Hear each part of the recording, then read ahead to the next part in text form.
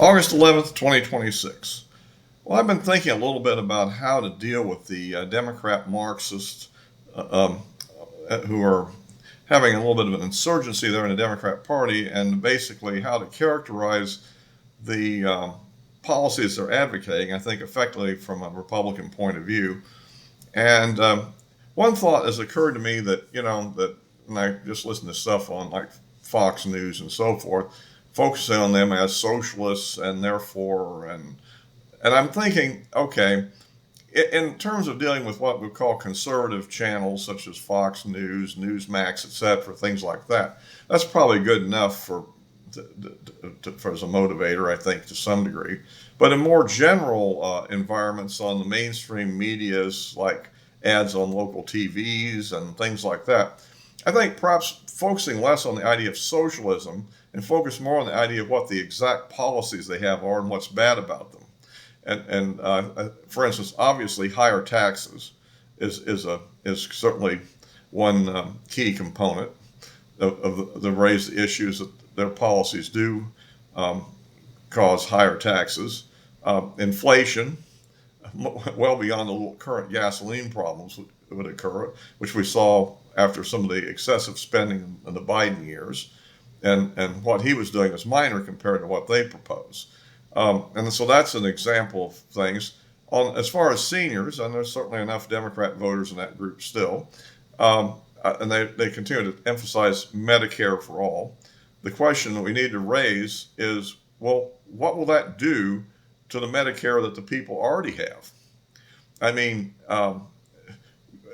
trying to put the entire country into the Medicare program of some form would probably threaten the financing of the current Medicare program. In other words, you would probably end up having a shifting of benefits to other people that aren't currently on the program, and that would mean less benefits for those on it, and also less access, because as all these people then flood into the medical care system, of course, you can see how that would probably occur. And so, this stuff doesn't just come out of nowhere. So I think things like this are probably the kind of thing to start focusing on to some degree as well, rather than just saying they're socialist and they're bad. Well, yeah, but that they are, but that's maybe not the selling point, particularly of people that may have got a kind of a confused viewpoint of what socialism might entail from their college professor or something like that, or high school for that matter, a teacher. So anyway, I think that to me seems to be the sort of thing that would be productive to get a little bit more into that level of discourse. And of course, the actual groups, that some of their more ludicrous proposals, particularly on reducing the enforcement of law and ending prisons, and even if they don't quote end prisons or totally eliminate police, aren't they going to do things that are going to reduce effective policing and reduce the amount of people that are being put in prison, releasing them earlier or whatever, which will lead to obviously more crime and more violence. And remember that there's a really small percent of offenders, I think I've heard estimates as small as 1%, that cause a lion's share of the violent crime. And so having rather harsh penalties for those people probably does a lot to basically cut down on the actual instances of crime. And I think that a practical approach to this point, particularly when you're dealing again in non-conservative channels, let's call them, things that are more mainstream or more open, and a lot of the ads will be run in those local media environments and otherwise. And I think that is probably a more effective way than just branding them as communists or something. Because what they're really doing is almost closer to anarchy in some ways. In other ways, it is sort of a socialism or communism, whatever you want to call it. I mean, the idea of, trying to put out government grocery stores is stupid, because the profit margins in grocery stores is pretty low, actually, when you really get down to it. And so that it's not a very effective way to do it. And where it's been attempted, it doesn't really work out too good either, So those are the kind of things that we need to focus more on, and getting the specific, I think, issues out of that sort and into this discussion. By the way, if you like these videos, well, please subscribe. give me a like, and you click the bell for notifications on YouTube here. And of course, you also see on Rumble. You can, of course, subscribe there and give me a like there as well. Appreciate any comments and feedback. So yeah, so that's kind of the thrust I'm kind of putting on this for the moment. That this is something you do in addition to what's already happening. But I think that we need to focus a little bit more into just how Looney Tunes these guys are, and particularly the practical negative effects that they would have in office. They also tend to be people who are totally inexperienced at actually running a government, which means they're probably going to make a lot of mistakes. And we all know that the Democrats have allowed a lot of fraud to occur in areas where they're dominant in order to basically pay off people, I think, that are on their side. So that's an issue that we need to, again, focus very heavily on, because people don't usually want to have their tax money going for fraud, right? Um, and of course, some of it, significant amount, probably has. So anyway, those are the kind of things I think that would be helpful to the Republican Party to get their message organized a little bit. And we can hope that as we get into the fall here, particularly in the post, I guess, Labor Day period, we really need to start, getting a lot of ads out there and a lot of messaging out there to, work on the getting the vote out and hopefully turning this current attitude out. Because remember, the Democrat mindset, they're really angry and they want to come out and vote just because they're angry and because they want to do what they want to do. We need the Republicans can get a little bit. First of all, they tend to be, I think, at this point, expecting things that were never going to happen somehow, and that seems to be affecting their judgment a lot. And we've seen a lot of that, I think, on social media. And so the other thing I've noticed is that there's a lot of, I think, essentially silly dissatisfaction. I mean, it's like, well, I saw something today on one of the social media posts where somebody who's moderately well known was complaining because we hadn't put any Democrats in jail and so forth. Of course, there's structural reasons why that's the case. If the most of these people are in D.C. that did whatever they did, and obviously the D.C. court system is very biased because these are judges with lifetime appointments, and most of them are Democrats from D.C. So, and the Republicans that they do get in there usually are kind of a milquetoast crowd, as I've noticed. And so that's just one of the, realities of the situation. So why get so angry and waste all your time flailing about that?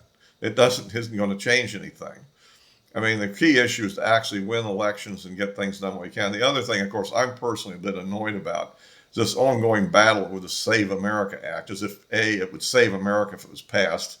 If it won't, and won't, it may not even go into effect with the courts being what they are. And the other thing I would say about it is that everybody's blaming Thune. It turns out that Lindsey Graham was not going to vote to end the filibuster either. Of course, he's gone, and apparently his sister will.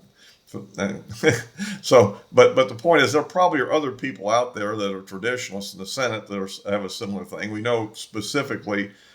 I think 4 people right now that definitely won't, and that would be the and Murkowski is the only one that's going to be in the office next year. The rest of them are all going to be gone at the end of the year. I mean, they're not running for re-election, and their political careers are finished, basically, given their age and everything.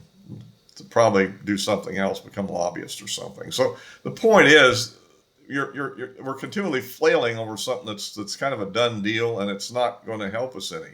And why are we not attacking the Democrats for opposing voter ID in general? That isn't necessarily the specific bill that we have up, which has other things in it that they disagree with. But the point is, why can't we focus more on why aren't they supporting voter ID? We're not even bringing this to bear on them. We're instead creating consternation among our own people. I mean, it's just, to me, this is self-destructive and not really the way to get things done. And so that's another problem. Another thing would help if President Trump would quit brainstorming about what he's going to do with the Iran war in public. Because when he does this and then decides not to do something he suggests he might do the day before, it doesn't mean he was really going to do it the day before either. I think it was an idea he was actively considering. And then when he looked at all the consequences, decided no, I guess I really won't do that. And by brainstorming it in public, it gets the idea that somehow he's backing down. But he probably isn't backing down. He probably never was fully committed to doing it anyhow, or else he would have done it.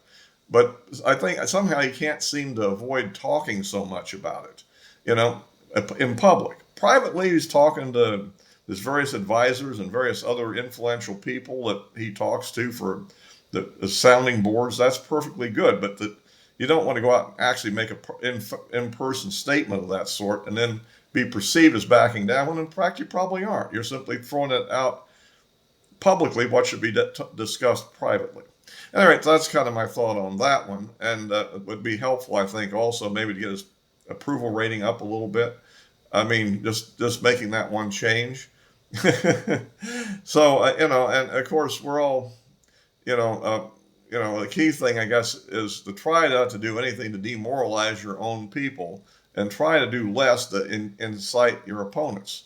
That's one problem that you have to realize that to some degree Trump has actually created a thing called Trump derangement syndrome by simply stimulating his opponents to craziness. They're crazy to begin with, and if you deliberately stimulate them, they'll even be crazier. And that's why you get a lot of these reactions, And I mean, it's like,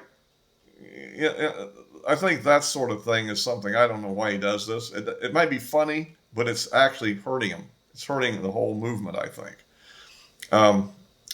A perfect example of this is this ongoing thing, like, I think it was it last year, I think about 10 months ago, where he had the leadership of Congress over on the Democrat side in a supposed negotiation. He's handing out Trump 2028 hats. I mean, he's not going to be running in 2028 anyhow. He's not going to be on the ballot. It's not going to happen. So why are we even throwing this non sequitur out that only stirs these people up? I don't get why you do this. Does that encourage us in any way? I don't know that. I don't see that everybody's extremely happy. We're still hating all of our leaderships and stuff in the Congress because they didn't accomplish something that they probably don't have the votes to do. But, that's kind of me going on about my own opinion about it. That doesn't mean we don't need to get something done. In fact, if you were to stick around and be in session, I think, confirming a lot more judgeships would be a very productive thing to do at the time. The one critique I kind of do have at this point is about Thune and Company, is why don't we go ahead and recess and let Trump do some recess appointments? It won't do a lot of good or bad because they will only be in office at the end of the year anyhow for a few months. And I guess you could give these people a field try, and then if they don't do anything really completely bonkers, they might be in a better position to get confirmed for next year. I mean, and I think that, and if you really want something bonkers to be done, well, then they go in for a few months, do something bonkers. Maybe that's what they're afraid of. I don't know. And anyway, I find that may be the one thing I would kind of fault them on. At this point, a few recess appointments might not be a bad idea. It'd get things sped up a lot. But on the other hand, maybe we have a deal with the Democrats on that, and that would be what? That we got a continuing resolution through so the government will not shut down before the election day. So that won't be an issue we have to deal with. Because otherwise we might get in a situation where we would get blackmailed into passing something that we don't even want to pass, right? And that's the point to be taken there. So at any rate, that's kind of my thoughts on the election and tactics. I think they're pretty sound ones. And other than that, what else? One I would mention, kind of take a quick look at the situation in the Russia-Ukraine war. I've noticed something else that's kind of popped up a little lately. There's been some discussion about the idea that would Russia attack something inside of NATO Europe or not. And what we've noticed lately is there have been a few instances which I would call maybe freelancing, or I don't think this was done by really top professional operatives. For instance, I guess a Ukrainian plane, I think, was attacked with a drone, and somehow the explosive device failed to detonate. But again, obviously, this would suggest that maybe if the Russians weren't behind it, at least sympathizers were behind it. There's been other instances of like arson and minor sabotage. So it does look like maybe they are doing things on a more on a deniable level of that sort, and that we'll have to see whether that leads to anything. But that is an interesting thing to kind of keep a handle on. And I guess I hear that there's some pushback on the idea of Zelensky making Patriot PAC-3 missiles because, well, for one thing, I think there's a question: would given the corruption of Ukraine, would some of the technologies get compromised and end up sold to Russia? Don't rule it out; it could very well happen, and so that's another thing. And then there's also the argument that somehow the contractors themselves are worried that they will be able to make them cheaper there, and that'll undercut their, whatever. So, at any rate, so that's kind of an interesting um, development that's kind of I noticed today. So basically, we'll wait and see what happens in Wisconsin, whether Hong really gets the nomination or not, or whether I guess Crowley is her opponent, who's was behind in the polls. But we'll see how that turns out here, and but shortly, and hopefully it'll turn out she'll win, but win by a fairly small margin, like Al Said did in the Senate race of Michigan, putting her in a bad position to run against the Republican. So anyway, that's all for this one. I'll be posting this on YouTube and Rumble as always, and the addresses of my social media accounts are in the description below. So all for now.